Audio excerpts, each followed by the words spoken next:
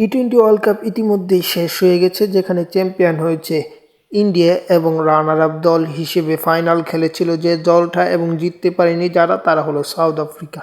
সব কিছু মিলিয়ে বাংলাদেশ এই টি-20 বিশ্বকাপে 7টি ম্যাচ খেলে 3টি জিতেছে এবং সব কিছু মিলিয়ে সুপার 8 পর্যন্ত খেলতে পেরেছে বাংলাদেশ। সেই সুপার 8 পর্যন্ত বাংলাদেশের সবচেয়ে ভালো খেলেছে কে, সেই কথা বাদে দিলাম।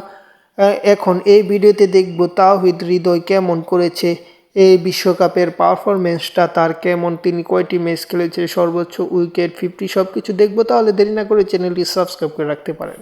তিনি ম্যাচ খেলেছেন মোট 7টি এবং 7 ম্যাচের 7টি ইনিংসেই তিনি মাঠে নেমেছিল বাংলাদেশের হয়ে এবং সেখানে তিনি 153 রান করে সর্বোচ্চ রান শিকারীদের মধ্যে বাংলাদেশিদের মধ্যে আছে প্রথম। এবং স্ট্রাইক রেট যদি দেখি, সেখানে স্ট্রাইক রেট মোটামুটি ভালোই ছিল, 128.57 তার স্ট্রাইক রেট ছিল। এবং যদি আমরা গড় দেখি, সেখানে তিনি 21 গড়ে ব্যাট করেছে, প্রায় 22 গড়, এবং 50 করতে একটিও না পারলেও সর্বোচ্চ 40 রান করেছিল শ্রীলঙ্কার বিপক্ষে, সেটি 20 বলে 40 রানে একটি জড়ো ইনিংস, যে ম্যাচটি জিতে বাংলাদেশ সুপার 8-এ গিয়েছিল।